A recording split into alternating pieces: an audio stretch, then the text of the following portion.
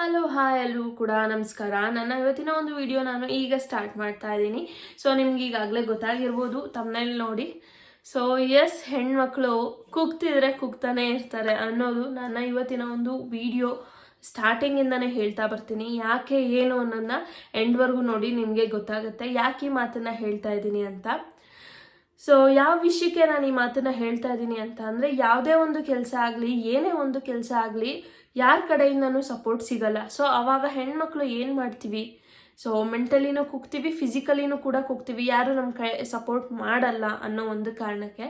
So ಈ ರೀತಿ ಕುಗ್ದಾಗ ನಾವು ಎಷ್ಟು ಸ್ಟ್ರಾಂಗ್ ಆಗಬೇಕು ಅನ್ನೋದು ಈ ಒಂದು ವಿಡಿಯೋ ಎಂಡ್ವರೆಗೂ ನೋಡಿದ್ರೆ ನಿಮಗೆ ಗೊತ್ತಾಗುತ್ತೆ. ಸೊ ಐ ಹೋಪ್ ನಿಮ್ಮೆಲ್ಲರಿಗೂ ಕೂಡ ಈ ಒಂದು ವಿಡಿಯೋ ಇಷ್ಟ ಆಗುತ್ತೆ ಅಂತ ಅನ್ಕೋತೀನಿ. ಇಷ್ಟ ಆದರೆ ಒಂದು ಲೈಕ್ ಮಾಡ್ತಾ, ಶೇರ್ ಮಾಡ್ತಾ, ಕಮೆಂಟ್ ಮಾಡ್ತಾ ನಿಮ್ಮ ಅಭಿಪ್ರಾಯವನ್ನು ತಿಳಿಸೋದನ್ನ ಮರಿಬೇಡಿ. ಸೊ ಬನ್ನಿ ಇನ್ನು ಶುರು ಮಾಡೋಣ. ಯಾಕೆ ಈ ಒಂದು ತಮ್ನೈಲ್ನ ಹಾಕಿ ನಾನು ಈ ಮಾತನ್ನು ಹೇಳ್ತಾ ಇದ್ದೀನಿ ಅನ್ನೋದನ್ನ ತಿಳಿಸ್ತೀನಿ. ಸೊ ಯಾವುದೇ ಒಂದು ಏರಿಯಾ ಅಂದರೆ ನಾವು ಚಿಕ್ಕ ಮಕ್ಕಳಿಂದ ಹಿಡಿದು ದೊಡ್ಡವರಾಗೋವರೆಗೂ ನಾವು ಯಾವುದೇ ಒಂದು ಜಾಗಕ್ಕೆ ಹೋಗಲಿ, ನೀನು ಹೆಣ್ಮಗು ನೀನು ಅಲ್ಲೇ ಇರು, ನೀನು ಹೆಣ್ಮಗು ನೀನು ಇಲ್ಲೇ ಇರು ಅಂತ ಅನ್ನೋರೇ ಜಾಸ್ತಿ. ಸೊ ನನ್ನ ಸುತ್ತಮುತ್ತ ನಾನಂತೂ ಕೇಳಿರೋದು ಅದೇ, ಓಕೆನಾ. 80-85% ಜನಗಳು ಮಾತಾಡೋದೇ ಅದು, ನೀನು ಹೆಣ್ಮಗು ನೀನು ಅದು ಮಾಡಬೇಡ ಅಂತಾರೆ.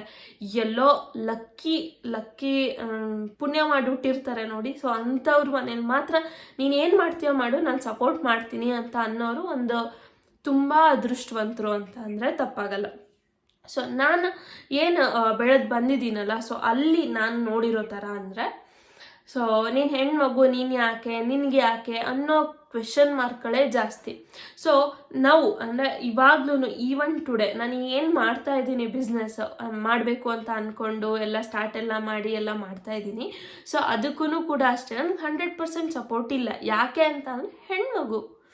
ಸೊ ಎಸ್, ಹೌದು, ಈ ಒಂದು ಥಾಟನ್ನು ಬೇರೆ ಯಾರೇ ನಿಮಗೆ ಹೇರ್ತಾ ಇದ್ರು ಕೂಡ ನೀವು ಅದರಿಂದ ಹೇಗೆ ಹೊರಗೆ ಬರಬೇಕು ಅನ್ನೋದನ್ನ ಇವತ್ತಿನ ವಿಡಿಯೋದಲ್ಲಿ ನಾನು ತಿಳಿಸ್ಕೊಡ್ತೀನಿ.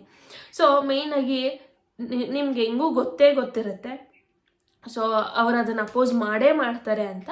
ಸೊ ಅದೇ ರೂಟಲ್ಲೇ ಹೋಗಬೇಕು, ಅಲ್ಲೇ ನಾವು ಒಂದು ಸಕ್ಸಸ್ ಅನ್ನೋದನ್ನ ತಗೋಬೇಕು. ಹೇಗೆ ತಗೋಬೇಕು?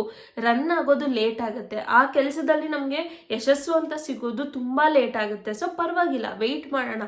ಯಾವುದಕ್ಕೋ ವೆಯ್ಟ್ ಮಾಡಿರ್ತೀವಿ, ಏನೇನಕ್ಕೋ ಟೈಮ್ ಸ್ಪೆಂಡ್ ಮಾಡಿರ್ತೀವಿ, ಅನ್ವಾಂಟೆಡ್ ಕೆಲಸಗಳಿಗೆಲ್ಲ ಟೈಮ್ ಸ್ಪೆಂಡ್ ಮಾಡಿರ್ತೀವಿ, ವೆಯ್ಟ್ ಮಾಡಿರ್ತೀವಿ ಅಂತ ಅನ್ನೋವಾಗ ನಮ್ಮ ಕೆಲಸಕ್ಕೆ, ನಾವು ಸ್ವತಃ ಶುರು ಮಾಡಿರುವಂತಹ ಕೆಲಸಕ್ಕೆ ನಾವು ಯಾಕೆ ವೆಯ್ಟ್ ಮಾಡಬಾರ್ದು? ಯಶಸ್ಸು ಸ್ವಲ್ಪ ನಿಧಾನಕ್ಕೆ ಸಿಕ್ಕಿದ್ರೂ ಅಷ್ಟು ಪರವಾಗಿಲ್ಲ, ಆದರೆ ಸಿಗುತ್ತೆ ಅನ್ನೋ ಒಂದು ಕನ್ಫರ್ಮೇಷನ್ ಇದ್ದಾಗ ವೆಯ್ಟ್ ಮಾಡಬೇಕು ಆ ಜಾಗದಲ್ಲಿ. ಇಲ್ಲ, ಅದು ಸಿಗಲ್ಲ ಅಂತ ಅನ್ನುವಂತಹ ಟೈಮಲ್ಲಿ ಆದರೆ ಸಿಗಲ್ಲ ಅನ್ನುವಂತಹ ಟೈಮ್ ಅಂತ ಅನ್ನೋಕ್ಕಿಂತ ಅದಕ್ಕೆ ನಮ್ಮ ಪ್ರಯತ್ನ ಇರಬೇಕು. ಪ್ರಯತ್ನನೇ ಇಲ್ಲದೆ ಸಿಗಲ್ಲ ಅಂತ ಅಂದರೆ ಅದು ಮೂರ್ಖರ ಒಂದು ಥಾಟ್ ಅಷ್ಟೇ. ಸೊ ನಾವು ಏನು ಮಾಡಬೇಕು, ಕಷ್ಟಪಟ್ಟಿದ್ದೀವ, ಅದ್ರದ್ದು ರಿಸಲ್ಟ್ ಬರುತ್ತಾ ನೋಡೋಣ. ಅಂದರೆ ಜಾಸ್ತಿ ಹೋಗಿ ಅದಕ್ಕೆ ಖರ್ಚು ಮಾಡೋದು ಟೈಮನ್ನು. ಈಗ 24 ಅವರ್ಸಲ್ಲಿ 4 ಅವರ್ಸ್ ನಮ್ಮ ಲೈಫ್ಗೆ ಅಂತ ಇಟ್ಕೊಂಡು 20 ಅವರ್ಸ್ ಫುಲ್ ಕಂಪ್ಲೀಟ್ ಆ ವರ್ಕಿಗೆ ಹಾಕೋದು, ಆ ಥರ ಎಲ್ಲ ಮಾಡೋಕ್ಕೆ ಹೋಗಬೇಡಿ, ಓಕೆನಾ. ಅದರದ್ದೇ ಆದ ನಿಗದಿತ ಸಮಯವನ್ನು ನೀವು ಅದಕ್ಕೆ ಅಂತ ಇಟ್ಕೊಬೇಕು. ಫಾರ್ ಎಕ್ಸಾಂಪಲ್, ಇವಾಗ ನಾನು ಯೂಟ್ಯೂಬ್ನೇ ಸ್ಟಾರ್ಟ್ ಮಾಡಿದೆ ಅಂತ ಅಂದ್ಕೊಳ್ಳಿ. ಇನಿಷಿಯಲ್ ಡೇಸಲ್ಲಿ ನಾನು ಹೆಂಗೆ ಅಂತ ಅಂದರೆ 24 ಅವರ್ಸಲ್ಲಿ ನಾನು ಮಲಗ್ತಿದ್ದಿದ್ದೆ 2 ಅವರ್ಸ್ ನಿದ್ದೆ ಮಾಡ್ತಿದ್ದೆ. ಇನ್ನೆಲ್ಲ ಬರೀ ಅದು ಯೂಟ್ಯೂಬ್ ಹೊಸದು, ಅವಾಗಿನ ಹೊಸದು. ಅದರಲ್ಲಿ ಏನಿದೆ, ಅದರಲ್ಲಿ ಏನು ಮಾಡಿದ್ರೆ ಜಾಸ್ತಿ ಹಿಟ್ ಆಗುತ್ತೆ, ಅದರಲ್ಲಿ ಏನು ಮಾಡಿದ್ರೆ ಫೇಮಸ್ ಆಗ್ತೀವಿ, ಅಥವಾ ಯಾವ ಟ್ಯಾಗ್ ಲೈನ್ ಹಾಕಬೇಕು, ಯಾವ ತಮ್ನೈಲ್ ಹಾಕಬೇಕು, ಅದನ್ನೇ ನೋಡ್ಕೊಂಡು ಕೆಲವೊಂದು ಬಾರಿ ನಾನು ಎಡವಿರೋದುಂಟು ಅದರಿಂದ. ಸೊ ಆ ಥರ ಎಲ್ಲ ಮಾಡ್ಕೊತ ಕೂತ್ಕೊಳ್ಳೋಕೆ ಹೋಗಬೇಡಿ. ಯಾವುದಕ್ಕೆ ಎಷ್ಟು ಟೈಮ್ ಅಂತ ಎತ್ತಿಡ್ತೀರಾ, ಸೊ ಅದು ತುಂಬ ಇಂಪಾರ್ಟೆಂಟ್ ಆಗುತ್ತೆ. ಅದು ಇತ್ತೀಚಿನ ದಿನಗಳಲ್ಲಿ ನನಗೂ ಕೂಡ ತುಂಬ ಚೆನ್ನಾಗಿ ಗೊತ್ತಾಗ್ತಾ ಇದೆ. ಯಾವ ವಿಷಯಕ್ಕೆ ನಾವು ಎಷ್ಟು ಟೈಮ್ ಕೊಡ್ತೀವಿ ಅದು ತುಂಬ ಮುಖ್ಯ ಜೀವನದಲ್ಲಿ. ಆ ಟೈಮನ್ನು ಕೊಡಿ, ಓಕೆನಾ. ಅವ್ರು ಆಗಲ್ಲ, ನಿನ್ನ ಕೈಲಿ ಆಗಲ್ಲ, ಬಿಟ್ಬಿಡು ಅಂದ ತಕ್ಷಣವೇ ಬಿಡೋಕ್ಕೆ ಹೋಗಬೇಡಿ, ಓಕೆ. ಯಾವುದೇ ಕಾರಣಕ್ಕೂ ಆ ತಪ್ಪನ್ನು ಮಾಡಬೇಡಿ. ನಿಮ್ಮ ಕೈಲಾದಷ್ಟು ನೀವು ಪ್ರಯತ್ನ ಪಡಿ. ಆಗಲಿಲ್ಲ, ನಮಗೆ ಮೆಂಟಲಿನೂ ಸಪೋರ್ಟ್ ಸಿಗ್ತಿಲ್ಲ, ಫಿಸಿಕಲಿನೂ ಸಪೋರ್ಟ್ ಸಿಗ್ತಿಲ್ಲ ಅಂತ ಅನ್ನುವಂತಹ ಟೈಮಲ್ಲಿ ನೀವೇನಾಗಬೇಕು, ಮೆಂಟಲಿ ಪ್ರಿಪೇರ್ ಆಗ್ತಾ ಇರಬೇಕು.